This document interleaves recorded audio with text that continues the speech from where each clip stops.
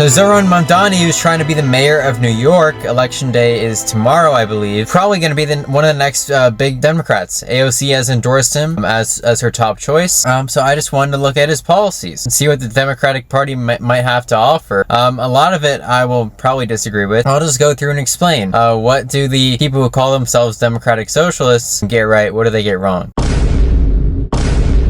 First things first, so housing. So this idea that you're gonna make New York City have cheap rent is pretty delusional. There's a reason why rent in New York City is high. It's because if it was low, then a lot of people would want to live in New York City because there's a lot of appeal to New York City. That's why the rent is high. There's this fascination in Democratic Socialists that rent markets are essentially dysfunctional, right? That landlords just own the market, they all communicate with one another, they all collaborate, raise prices in tandem.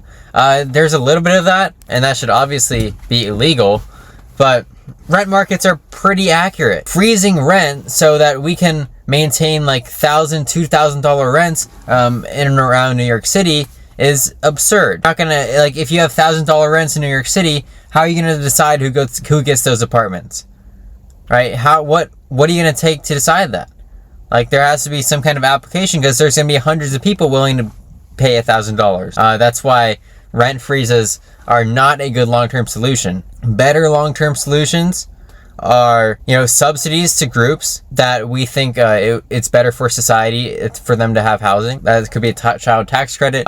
People in those kind of situations where they're extremely vulnerable, disability, etc. Another way, build affordable housing, which is his next thing. So this is a great idea. I think the government should sell it off once it builds it, because if it doesn't sell it off, then it would be charging below market rents, and that would be essentially a rent freeze. And I don't think that's beneficial as a long-term solution. I think some people can benefit from it.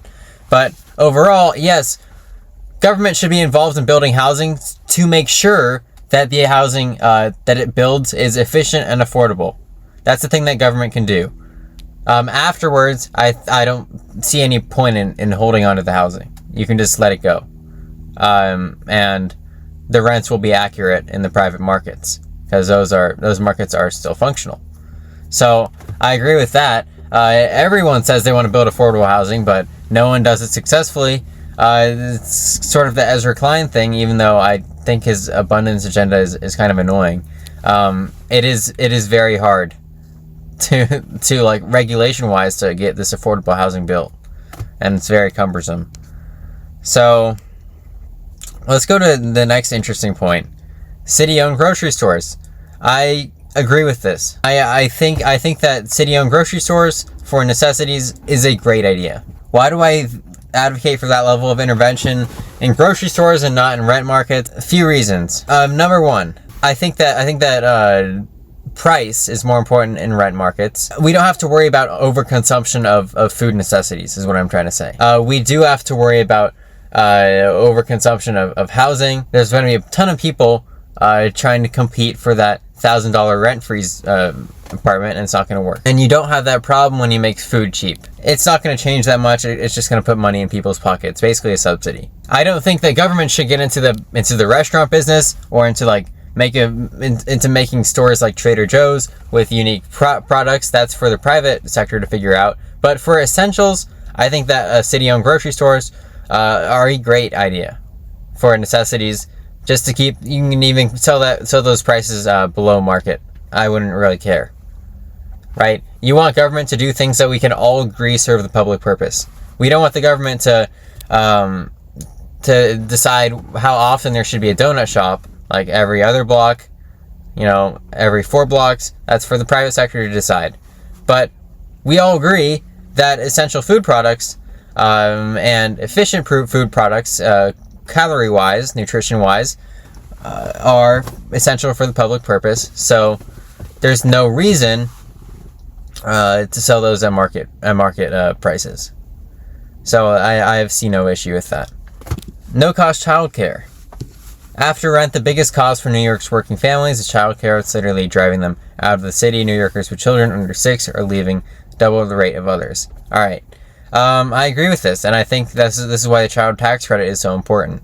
I don't know to what extent New York can afford childcare, because federal finances are different than state finances and city finances, and I don't know about New York City's finances. But no cost childcare it's a great idea. It's actually a wonderful thing as far as a government jobs program, right? Hiring people to take care of people's children so that they can then go work is incredibly efficient. It is like wildly efficient, because think about it. Now you have two people working, right? Two people working. The person working for the public sector couldn't find a job in the private sector, so now you have them serving the public purpose by taking care of children, and then you have the mother or father who's now freed up and can go work another job, adding to employment. That's just a great all around. I don't know. As a federal program, I would prefer that, but I don't know to what extent New York City is gonna pull that off. Let's talk about labor. This is something where I also disagree with him. Minimum wage is not my favorite policy. Throw all these policies into the same basket. Minimum wage, unionization, rent control. They're progressive policy, but they're not smart progressive policy. I would rather see a federal jobs program, rather see subsidy programs. Of course, I'd rather see government selling affordable housing into the private markets. There's a bunch of stuff I'd rather see than the minimum wage, because yes, it can absolutely be beneficial, but it has downsides. More often than not, the upsides are bigger than the downsides, as we see from the econometric data. As a downside, it's not a perfect policy. So $30 minimum wage, not my favorite thing, but it works. At a city level, it does work.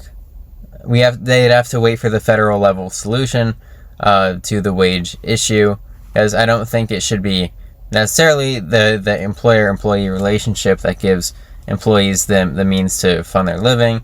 It should be the employee-government relationship and then the employer-government relationship that are the two most important things. We shouldn't be focusing too much on the contract between the employer-employee. That's more of the Marxist view, that contract is every problem in society, that dynamic, the power dynamic there.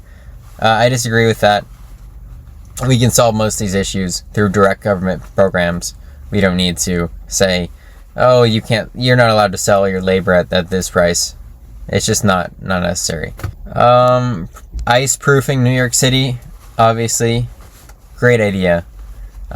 These cities are not at all obligated to serve ICE if they don't believe in it. I believe that. This is federal civil law that's being enforced, so it's within their rights to not do so. They cannot impede ICE, because that would be an insurrection. But having legal support in everything that they say is great.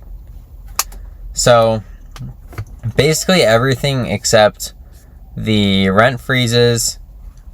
Minimum wage is good as a city level solution, and that's probably it. And the affordable housing is good as long as you sell it to the private markets, or at least do market rates.